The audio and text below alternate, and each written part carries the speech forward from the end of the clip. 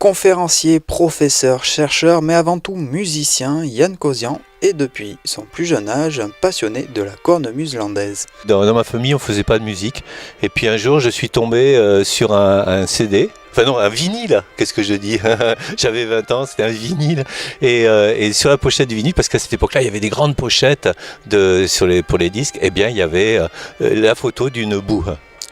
Donc je suis allé voir mon grand-père qui m'a dit « Ah oui, il y avait un musicien, j'en connaissais un Bouaire à Brocal-et-Fort, j'en avais un autre à Igos. » Et donc, voilà, je m'y suis intéressé comme ça. On a retrouvé ce musicien de Broca, au moins sa cornemuse. Et puis voilà, je me suis perfectionné l'instrument. Un jour, on m'a dit tiens, tu voudrais pas m'apprendre. Et puis, je suis devenu professeur. J'ai passé après les diplômes de prof en candidat libre. Et puis, comme je voulais avoir des instruments fiables pour mes élèves, ben, je me suis mis à fabriquer avec Jean-Paul Saint-Aurin. Voilà, c'est comme ça. C'est en fin de compte nécessité fait loi, dit-on. Depuis, il partage ses connaissances sur cet instrument qui, pour la petite histoire, trouvera sa notoriété à la fin du 19e siècle grâce aux œuvres de Félix Arnaudin. Félix Arnaudin s'intéressait à tout ce qui était de la Grande Lande. Voilà.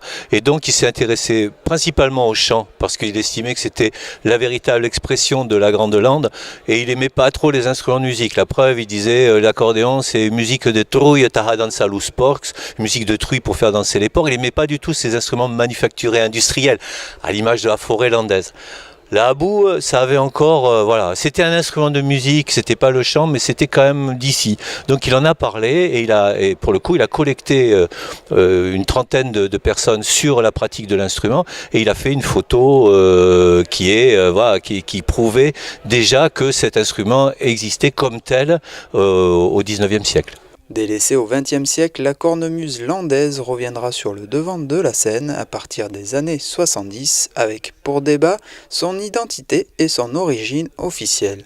La problématique de ces instruments, enfin et de ce qui est le patrimoine culturel immatériel, c'est-à-dire en fin de compte la pratique d'un instrument, on dit bon voilà cette cornemuse elle est landaise, mais il n'y a pas de titre de propriété comme si on avait je sais pas l'église de Souston ou le château de Poyane. Il n'y a pas de titre de propriété, personne n'est propriétaire, personne ne détient l'instrument. Et comme cet instrument-là est convoité parce que c'est un instrument assez extraordinaire, eh bien il y a des gens qui ont essayé, et qui essaient encore un petit peu, de modifier le nom pour en modifier la propriété.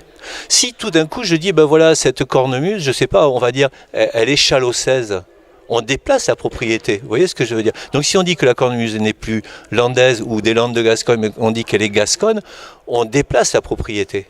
Voilà. Donc c'est toute la question, le questionnement qu'on a eu ce matin, autour de qui détient la propriété immatérielle d'une pratique instrumentale. Est-ce que ce sont les musiciens?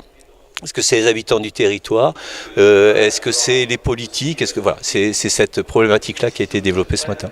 On a vu dans les années 90, il y a la cornemuse des Landes de Gascogne qui est venue, mais la dénomination était le fait d'un chercheur qui s'appelle Lothaire Mabru, mais qui habitait la Gironde et qui avait eu la nécessité, la demande en fin de compte de faire que, comme c'était une publication en Gironde, que ce ne soit pas dénommé cornemuse landaise. Donc cornemuse des Landes de Gascogne, ça a été le biais trouvé. Participant activement à la reconnaissance et au développement de cet instrument, Yann Kosian a su, depuis plusieurs années, partager sa passion à travers ses cours, ses concerts et ses conférences. Ma quête, c'était de transmettre cet instrument avec un instrument qui soit le plus fiable possible, qui offre le plus de possibilités possibles et qui soit qui ait le plus de rayonnement possible. Bon, il s'est trouvé que là, il y avait tout d'un coup, il y a eu cette échauffourée qui existe encore un petit peu autour de la dénomination, mais voilà, c'est pas le principal de la chose. Le principal, c'est le fait de continuer à faire vivre cet instrument et d'en faire un instrument toujours actuel. C'est ça qui est important. C'est que cet instrument ait toujours sa place. C'est pas du folklore, c'est un instrument qui a toujours sa place dans les instruments de musique de France, quoi, du monde. C'est un vrai instrument de musique. Voilà.